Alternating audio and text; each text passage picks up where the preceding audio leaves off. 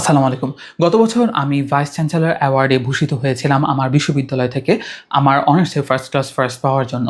তো সেই পুরস্কারের অর্থ দিয়ে আমি যে বইগুলো কিনেছি সেগুলি আজকে আমি আপনাদের সাথে শেয়ার করব। তো দেরি না করে শুরু করতে যাচ্ছি তার আগে একটু বলে রাখি যে আমি আজকের ভিডিওতে ২০২৬ সালের জানুয়ারি থেকে জুনের মাঝে যে মেজর বইগুলো পড়েছি সেগুলো নিয়ে একটু আলাপ করে যাব। তো দেরি না করে শুরু করতে যাচ্ছি। তো প্রথমত যে বইটি দেখাবো সেটি হচ্ছে ১/১১ বাংলাদেশ ২০০৭-৮। এটি লিখেছেন মহিউদ্দিন আহমেদ এবং এটি প্রথমা প্রকাশনী থেকে প্রকাশ হওয়া। তো এই বইটা দেখছেন ভালোই মোটা বই এবং তথ্য সমৃদ্ধ একটা বই। ওই সময়কালীন যে তত্ত্বাবধায়ক সরকারের কর্মকাণ্ড, বিতর্কিত কার্যকলাপ এই জিনিসগুলো নিয়ে জানতে। তো এই বইটি আমি সেকেন্ড হ্যান্ড কিনেছি বলে আমার প্রাইসটা মনে আছে। ৳৬০০ কুরিয়ার চার্জ সহ নিয়েছে। সো আমার কাছে যতটুকু জানা যে এই বিষয়বস্তু নিয়ে একটা কমপ্লিট বই এটি। সো আপনাদের যদি আরও কোনো বইয়ের আইডিয়া থাকে আমাকে অবশ্যই সাজেস্ট করবেন। আমার এটা পড়তে হবে, আই থিংক আমার পড়তে এটা সময় লাগবে। তো এরপরে সেকেন্ড যে বইটি আমি আপনাদেরকে দেখাতে যাব সেটি হচ্ছে বাংলা ভাগ হলো জয়া চ্যাটার্জি। এই বইটা আমি আপনাদের আগেও দেখিয়েছি। তো এটা আমি কিনেছিলাম ওই অর্থমূল্য দিয়ে আরকি। যাই হোক, এটা হচ্ছে বেঙ্গল ডিভাইডেড অর্থাৎ ১৯৪৭ সালে পার্টিশন অর্থাৎ দেশভাগের সময় যে বাংলা ভাগ হয়েছে আরকি, সেই বিষয়বস্তু নিয়ে লেখা।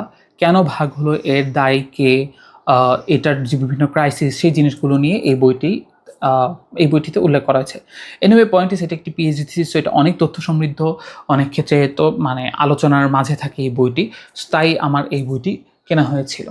সো এটাও আমি আপনাদের স্ট্রংলি সাজেস্ট করব, কারণ আমি না পড়লেও আমার আব্বু এটা কিছুদিন আগে পড়েছে এবং পড়ে আমার আব্বুর কাছে খুবই ইনসাইটফুল লেগেছে। অ্যান্ড দেন এখানে আরেকটা বই আমি আগে বলেছিলাম যে দেশভাগের অর্জন জয়া চ্যাটার্জির। তো ওইটাও হচ্ছে যে আমি আমার আব্বুকে পরে পড়তে দিব।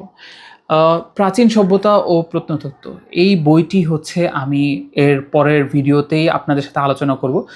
মোস্টলি এই বইটা হচ্ছে যে আর্কিওলজি কীভাবে মিথকে ইন্টারপ্রেট করে অথবা এনশিয়েন্ট সিভিলাইজেশন প্রাচীন সভ্যতাকে ব্যাখ্যা করে। সো এটা নিয়ে চমৎকার একটা আলোচনা আমি অলরেডি তৈরি করে ফেলেছি। আশা করি পরের সপ্তাহে আপনারা এনজয় করতে পারবেন।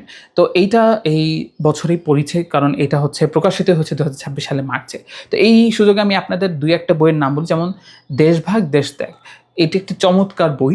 তো এই বইটি একটা নন ফিকশন বই এবং আপনারা যারা দেশভাগ রিলেটেড সাহিত্য, সিনেমা এই জিনিসগুলো ডিসকভার করতে চান, আমি তাদেরকে স্ট্রংলি সাজেস্ট করব যে এই বইটা পড়তে পারেন। কেন, এই বইটা একটা প্রাইমারি টেক্সট হিসেবে কাজ করবে এবং অনেক তথ্যসূত্র আপনারা পাবেন।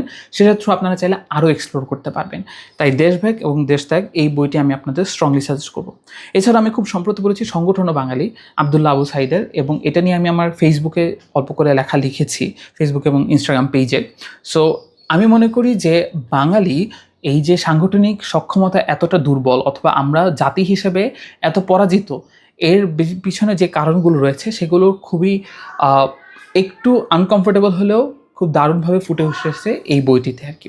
স্পেশালি বাঙালি সাংগঠনিকভাবে কোনো কাজ করতে পারে না হিংসার জন্য, যে একজন একটু ভালো কাজ করছে আমরা সেটা প্রমোটও করতে চাই না, অথবা আমরা তাকে উল্টা আরও নামানোর চেষ্টা করি আর কি। আমরা কাজে আগে খুদ ধরার চেষ্টা করি, হেল্প করার বদলে উল্টা তাকে নামিয়ে আনার চেষ্টা করি। এটা একটা খুব বড় ক্রাইসিস। এছাড়াও আরও অনেক আইডিয়া এই বইতে শেয়ার করেছে। আমি সংগঠন ও বাঙালি বইটা আমি মাস্ট আপনাদের পড়তে বলবো, কারণ এইটা যদি আপনি পড়েন, অ্যাটলিস্ট মিনিমাম যদি আমাদের পরিবর্তন আসে, অ্যাটলিস্ট বাংলাদেশের অনেক ভালো পরিবর্তন আমরা আনতে পারবো।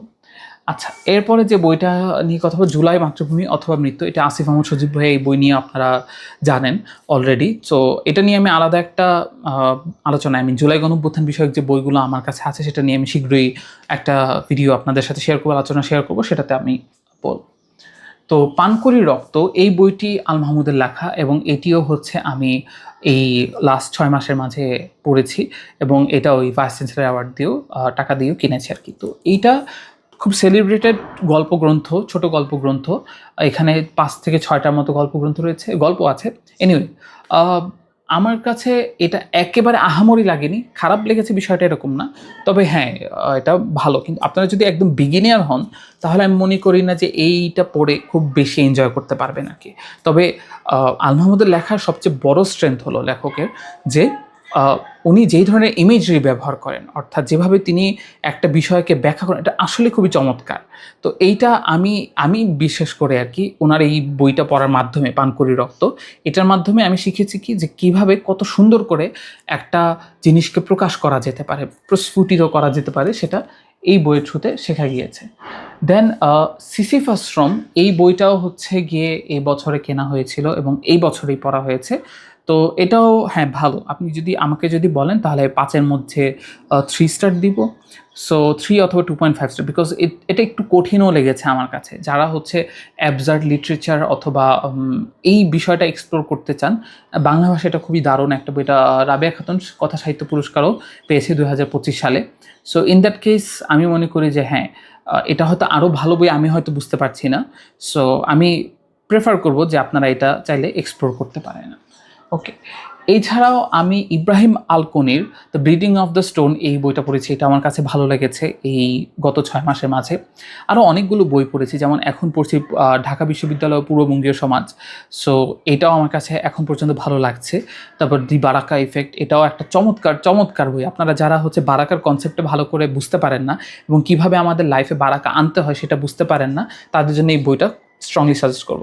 একটা সিম্পল রুলস বলে দিই, যেমন আমরা অনেক সময় অনেক ধরনের কাজ করি কিন্তু বিসমিল্লাহ বলি না। সো বিসমিল্লাহ এটা একটা খুব বেসিক জিনিস, এবং আপনি যদি এই কাজটা বিসমিল্লাহ বলেন তাহলে আপনার কাজে বরকত আসবে, এটা হচ্ছে কি আপনি নিশ্চিত থাকতে পারেন। সো এছাড়াও আরও খুবই সিম্পল জিনিস, বাট আমরা প্র্যাকটিস করি না, কিন্তু এটা এত এলিগেন্টলি এক্সপ্রেস করা হয়েছে দি বারাকা ইফেক্ট বইয়ে যে আমি আপনাদের বলে বোঝাতে পারবো না। হয়তো সামনে আলাদা একটা এটা নিয়ে ভিডিও করব। তো যাই হোক, এরপরে আমি আপনাদেরকে যে বইটি দেখাবো সেটি হচ্ছে নির্বাচিত শিখা। তো এই বইটি হচ্ছে গিয়ে শিখা সাহিত্য গোষ্ঠী মুসলিম সাহিত্য সমাজের শতবর্ষ বিশেষ সংস্করণ। এটা ঐতিহ্য প্রকাশনী থেকে প্রকাশিত। এটা আমি নির্বাচিত কাঁটাবনের যে শাখা সেখানে আমি কিনেছিলাম 40% ছাড়ে। So I was really happy to buy this. এটা হচ্ছে মুসলিম সাহিত্য সমাজ, এই শিখা গোষ্ঠী নিয়ে অনেক তর্ক বিতর্ক রয়েছে, বাট আমার যে আগ্রহ যে ওনাদের লেখা, ওনাদের থট এই জিনিসটাকে এক্সপ্লোর করা, দ্যাটস ওয়াই আমি হচ্ছে গিয়ে এই বইটা কিনেছি। দেন যে বইটি আপনাদের সাথে শেয়ার করব সেটি হচ্ছে ইসলামের উত্থান ও বাংলা সীমান্ত 1204 থেকে 1760। তো এই বইটা আমি আগে আপনাদেরকে সাজেস্ট করেছি এবং পরবর্তী আমি নিজেই কিনেছি। আমি আমার লোভ শেষ পর্যন্ত তার সামনে রাখতে পারলাম না। রিচার্ড হিটনের এই বইটা আমি প্রথমে ভেবেছিলাম ইংলিশেই পড়বো, বাট এই কাভারটা এত সুন্দর লেগেছে এবং আমার কাছে লেখার ভেতরের কোয়ালিটিও আমার কাছে এত ইন্টারেস্টিং লেগেছে আর কি। সো আমি বাংলাটাই প্রেফার করছি। সো এটা ইউপিএল থেকে প্রকাশিত এবং এটা কয়েকদিন আগে জগন্নাথ বিশ্ববিদ্যালয়ে তারা একটা গ্র্যান্ড সেল করেছিল, তখন হচ্ছে আমি কিনেছিলাম। এছাড়াও আপনাদেরকে আচ্ছা আগে ইয়াজুজ মাজুজ বইটি দেখাই। এটা নিয়ে আমি অলরেডি কথা বলেছি। এটা আমার শুরু করেছি পড়া, এখনও শেষ হয়নি, বাট আশা করি খুব শীঘ্রই শেষ হয়ে যাবে।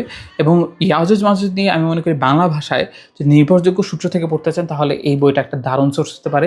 এটা আমি হচ্ছে ভাইস চ্যান্সেলর অ্যাওয়ার্ডের যে অর্থ সেটা দিয়ে আমি কিনেছি। তো এছাড়া আরেকটা বই আমি আপনাদেরকে দেখাচ্ছি, সেটি হচ্ছে আপনাদেরকে এটা নিয়ে কথা বলেছি, এটা হচ্ছে মুসলিমবঙ্গ। এটাও হচ্ছে আমি এই গত 6 মাসের মাঝে পড়েছি। It's a good book, but it should have been better আমার কাছে মনে হয় আর কি। সো এটাও আপনার প্রাইমারি লিস্টে যারা হচ্ছে গিয়ে ইনিশিয়ালি এনগেজ করতে চান ইসলামিক বিভিন্ন থটস, আইডিওলজি এই বিষয়গুলোর সাথে, এটা একটা স্ট্র্যান্ড আপনাকে হচ্ছে গিয়ে ওপেন করে দেবে, আপনারা শিখতে পারবেন আর কি, জানতে পারবেন। বাট এটাই যে একদম ব্লাইন্ড ফোল্ডলি বিশ্বাস করবেন সেটা আমি কখনোই সাজেস্ট করব না। সো আপনারা পড়বেন, পরখ করবেন, ক্রিটিক করবেন, লেখকের সাথে প্রয়োজনে আলোচনা করবেন, দেন একটা সিদ্ধান্তে আসবেন। So that's also a book that I can recommend. Then আমি যে বইটি আপনাদের দেখাবো সেটি হচ্ছে দাঙ্গার ইতিহাস। এটা শৈলেশ কুমার বন্দ্যোপাধ্যায়। অনেক দিন ধরে একটা হচ্ছে গিয়ে ভারতীয় বই কিনেছি এবং এটা আমার অনেক দিন ধরেই পড়ার ইচ্ছা ছিল। এটার পিডিএফটাও ছিল, বাট এটাও যেহেতু অনুমোদিত ছিল না তাই আমি হচ্ছে কিনেছি। 900 টাকার মতো নিয়েছে আর কি, ভালোই দাম। বাট আমি এটা কিনেছি এই কারণে যে আমার কাছে মনে হয় যে কৃত্রিমভাবে দাঙ্গা লাগানোর একটা সর্বাত্মক প্রয়াস করা হয়। এই উপমহাদেশে অস্থিতিশীলতা সৃষ্টির একটা বড় কারণই হচ্ছে যে রাজনৈতিক স্বার্থ। তো এই রাজনৈতিক স্বার্থ কীভাবে আমাদের মাঝে দাঙ্গা এবং বিভেদ উস্কে দেয় সেটা জানতেই আমি হচ্ছে দাঙ্গার ইতিহাসটা জানতে চাচ্ছিলাম এবং আমার কাছে খুবই চমৎকার লেগেছে এবং আমার এটা নিয়ে আলাদা করে আলোচনা করার ইচ্ছা আছে। তখন যেন এটা কন্টিনিউ করতে পারি আর কি, যেন এটা খুব ভালোভাবে ইন্টারপ্রেট করবে, কারণ এটা খুবই সেন্সিটিভ একটা বিষয়। এবং আমি মনে করি যে আমাদেরকে সতর্ক হওয়া, যে কোনো রিলিজিয়ন হোক, যে কোনো থটস হোক, আমাদের এখানে আরও একটু সচেতন হয়ে মন্তব্য করা প্রয়োজন। আচ্ছা, এরপরে যে বইটা, এটা নিয়েও আপনাদের সাথে পরবর্তী সময়ে কথা বলবো বিস্তারিতভাবে। এটা 36শে জুলাই ঐতিহ্যবাদী বিপ্লব বাঙালি মুসলিম ফিউচারিটি। এটা ঐতিহ্য প্রকাশনী থেকে প্রকাশিত। 50% ছাড় আরও কয়েকদিন আগে দিয়েছিল আর কি, আমার ডেটটা ভুলে গেছে, প্রায় 2-1 মাস আগে। তখন 50% ছাড়ে এই বইটা কিনেছি। এমনিতে এটার বইয়ের দামটা 1000-এর একটু কম, খুব পসিবলি 900 এরকম কাছাকাছি। বাট এটা আমি 50% ছাড়ে যখন পেয়েছি তখন তো অফকোর্স আমার হচ্ছে গিয়ে কোথাও 500 থেকে 600 টাকা এরকম প্রাইসে কিনে ফেলেছি। সো জুলাই গণঅভ্যুত্থান বিষয়ক আমার মনে হয় একটা জরুরি বই, যেটা হচ্ছে গিয়ে জুলাইকে থিওরাইজ করে, একটা থিওরিটিক্যাল লেন্সের মাঝে সেটাকে ইন্টারপ্রেট করার চেষ্টা করে, অথবা সেই জুলাইকে একটা থিওরি হিসেবে উপস্থাপন করছে। সো ওভারঅল এই বইগুলোই হচ্ছে যে আমি আমার ভাইস চ্যান্সেলর অ্যাওয়ার্ডের অর্থমূল্য দিয়ে কিনেছি। এছাড়া ইউজিসি স্কলারশিপ, সেটা দিয়েও হচ্ছে গিয়ে আমি কিছু বই কিনেছি, আবার সামনে ইনশাল্লাহ কিনবো। আমার কাছে মনে হয় যে এই অর্থগুলো আল্লাহ সামহাও আমাকে হচ্ছে উপহার হিসেবেই দিচ্ছেন, যার কারণে আমি হয়তো টুকটাক বই কিনতে পারি। আদারওয়াইজ বই কেনাটা এখন এতই মূল্য যে কেনাটা খুবই টাফ হয়ে যায়। সো আমার জন্য দোয়া করবেন যেন আমি আমার পড়াশোনাটা আরও ভালো করে করতে পারি। যদিও বাংলাদেশের স্টুডেন্ট লাইফের প্রায় শেষই হয়ে গিয়েছে, তারপরেও এরকম যেন হচ্ছে গিয়ে বড় অর্জনের মাধ্যমে আপনাদের সাথে আরও ইনসাইটফুল আলোচনা শেয়ার করতে পারি। আজকের জন্য এতটুকুই। আমার জন্য দোয়া করবেন, শেয়ার করবেন এবং সাবধানে থাকবেন। ধন্যবাদ। আল্লাহ হাফেজ। আসসালামু আলাইকুম।